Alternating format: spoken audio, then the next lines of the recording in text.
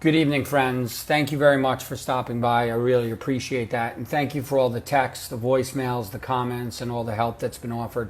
That really did rally my morale, which to say the least, needed some rallying. I have a lot to comment on, so I'm going to just read what I wrote so I don't forget it. For the purposes of this video, just assume right now that it's Sunday night, September 24th at 7:15 p.m. That's when this is intended to be posted. Puerto Rico has been devastated. It's not an exaggeration. You see it on TV. You probably see it better than I do. You have the bird's eye view from the choppers, from the main networks that we don't see on the ground. But it has been that devastated. To be honest, to me, it felt like another 9/11. I remember going to bed on September 10th, 2001, not realizing that would be the last day that I ever slept downtown in New York City again. This was very reminiscent of that 4 days ago on Wednesday, September 20th. I remember the night before, going to bed. Obviously, we were expecting it the following morning, but I went to bed on September 19th, 2017 on a Tuesday, and we woke up on Wednesday, and our lives changed on a dime, like that. I mean, on a dime. And here we are in recovery mode, so to speak, assessing the damage. But let me say why Hurricane Maria, to me, had extra bite and teeth, even beyond the physical damage that it did. Hurricane Maria, despite being expected, caught people off guard. People in Puerto Rico, including myself, were already exhausted from Hurricane Irma. Many people were still without power since Hurricane Irma hit on September 6th. So 2 weeks before Hurricane Maria even struck, we had been dealing with the aftermath of Irma and the no power and just the complete, shutdown of Puerto Rico, if you will, in terms of operating normally. So the roads, the power, the communications have been annihilated. They've been annihilated.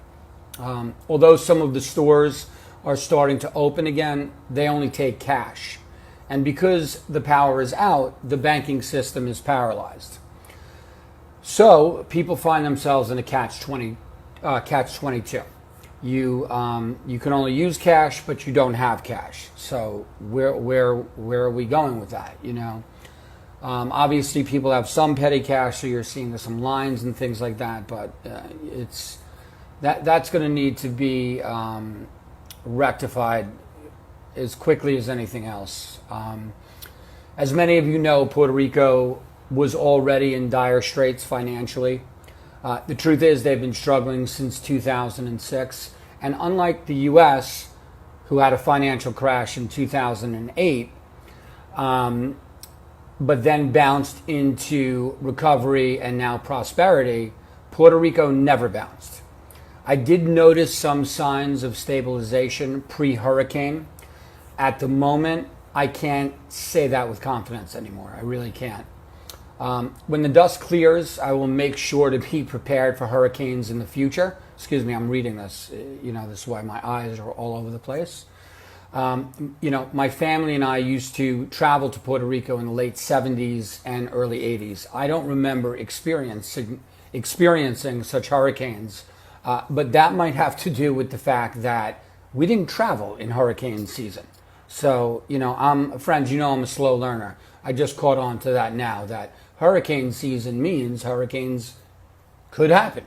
So, but we didn't travel during that time of year in those years when we used to travel to Puerto Rico. The point being is I am very fond of this island, and I felt that way for decades. So, where do we go from here? Here's where.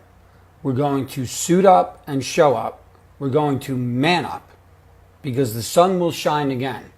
Nothing lasts forever, even cold November rain. Guns N' Roses had that one right, didn't they? I certainly need to remind myself about that now. So with that, peace and love, friends. Here's a toast. Empty-handed, no glass there is because I'm kind of short on supplies, so to speak. But here's a toast to brighter days ahead, because they are coming. All right? I'll see you soon, friends. Goodbye.